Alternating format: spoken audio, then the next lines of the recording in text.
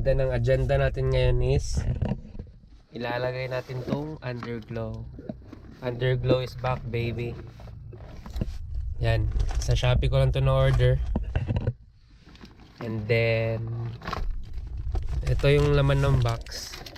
Meron siya mga parang bracket na plastic. Bali pwede mo siyang i-screw. However, hindi ko gagawin yan kasi ayaw ko magbutas sa chassis. Ang gagawin ko lang is papalitan ko lang tong double-sided tape na to. Kasi for sure, hindi to didikit. And then, possibly, lalagyan ko na lang ng glue or mighty band para sure. Itong nakuha ko guys is hindi ito yung may remote. Bali, app controlled to. May app to siya. Pakita ko mamaya. Pero pasok muna natin itong kotse ko doon sa garahe. And guys, before natin i-install sa kotse yung underglow, let's make sure na gumagana siya. So nakikita nyo itong QR na yan. Scan nyo lang yan and then pwede nyo lang i-download tong Lotus Lantern na app. Ito yung name ng app. Ito yung magko-control sa LED. Tapos open nyo lang yan and then connect nyo tong wire na to dito. After nyan, connect nyo sa negative at saka positive. And then punta kayo dito, my devices. Automatic magko-connect na yan pag ma-detect nya. Ayan, as you can see guys, connected na siya. Tapos pwede nyo na makontrol yung LED. Yan, gumagana siya. Lagay natin sa blue, red, green. Ang dami kayong choices. Tsaka na natin pakialaman yan. Ang next natin na gagawin is i-layout na natin sa kotse. Kasi kung hindi mo ginawa yan tapos in-install mo sa kotse not knowing na hindi pala siya gumagana, sayang lang yung yung effort. It's a good thing we check. Jack natin yung kotse guys para mas makita natin yung ideal spots. Na layout ko na siya. Yan. Yung isa dito sa likod. Diyan yung isa dito. And then sa harap. Bali ang ginawa ko is nandito yung module. Dito ko sa battery ilalagay yan, ganyan. Tapos yung mga wires is dumaan sa ilalim. Don't mind the wiring for now. Ayusin ko yan. Tapos magagawa ko ng switch dito sa driver side. Dito ko ilalagay para easy access. Ngayon bibili muna ako ng glue or mighty band para sure. Kasi ayaw kong butasan yung chassis. And guys, bali itong isa, nalagay ko na siya. Yan. Nakatago siya para pag nakababa yung kotse hindi mo siya makikita. Ganyan lang. Nandito siya. Make sure na hindi siya natatabunan ng side skirt. Kasi kung matatabunan siya, malamang hindi mo makikita yung light. So gawin ko lang yung sa ibang sides. Nagtry akong gumamit ng mighty band na Pioneer pero ayaw dumikit.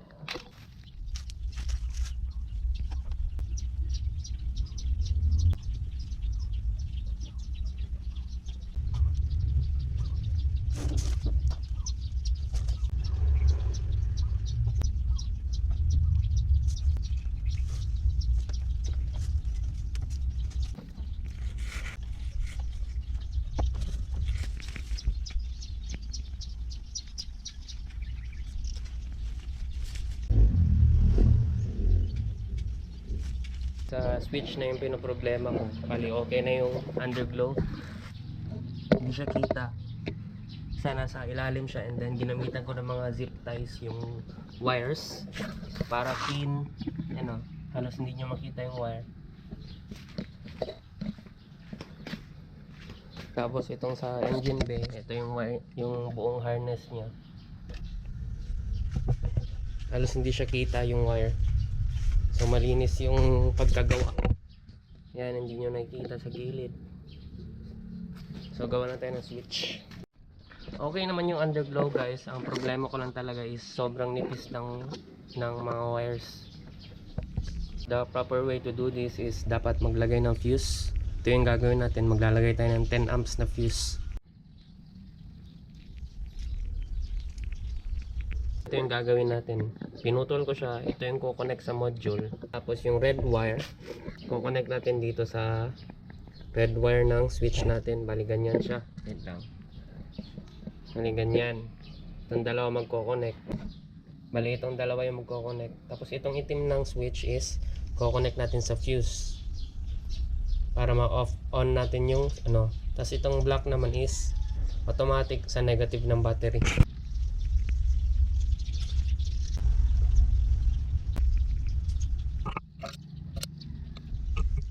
Bali ganito yung itsura niya.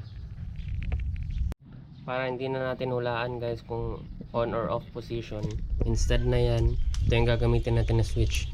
Toggle switch. Same lang din yung gagawin nyo guys. Itong wire ng fuse, connect nyo sa, it doesn't matter kung on or off. Sa connect nyo lang. And then yung wire ng module is connect nyo dun sa other end. Bali ganyan.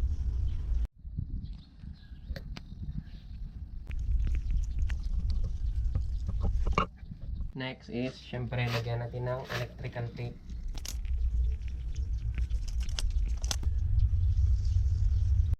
So, ito yung setup natin guys. Ito yung module. Yung red wire ng module is konektado sa switch. And then sa other end ng switch, konektado yung fuse. And then after ng fuse, sa positive ng battery. And then yung negative ng connector ng module is automatic diretso sa negative ng battery. Ngayon, naka-off to siya. So, dapat pag nag-switch on ako guys, i-connect to dito.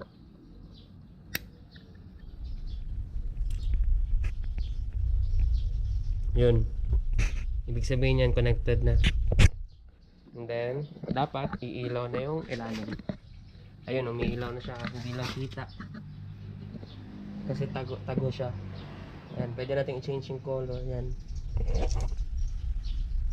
Update na lang ako mamaya pag gabi na para mas makita nyo. Pakita ko lang na gumagana yung switch. Bali naka-off siya ngayon, off position yan. I-on natin, makikita nyo yung reflection sa phone ko. Yun. Off natin. On. Okay.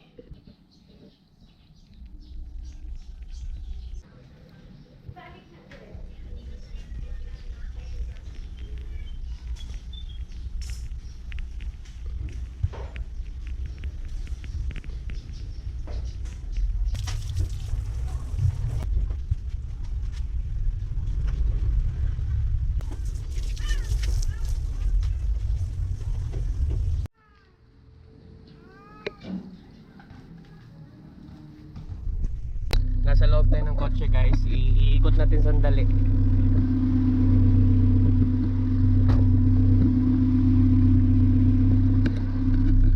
Pakita ko sa inyo mamaya. Iikot natin sandali guys, tapos mag-picture tayo.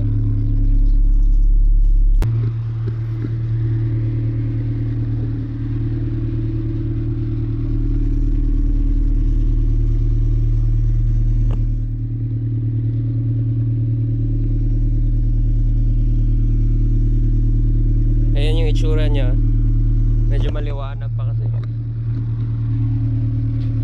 itsura na lang natin.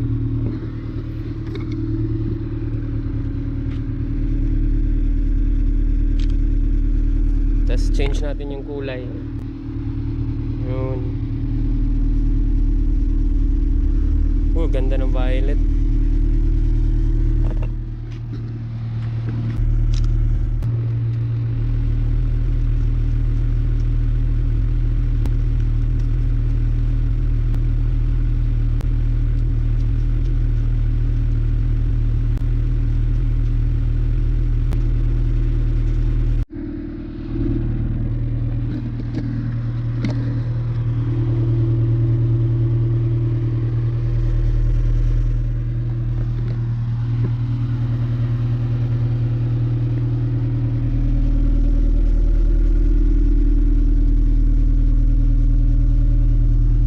Dito ko na i-end yung vlog guys. Thank you for watching.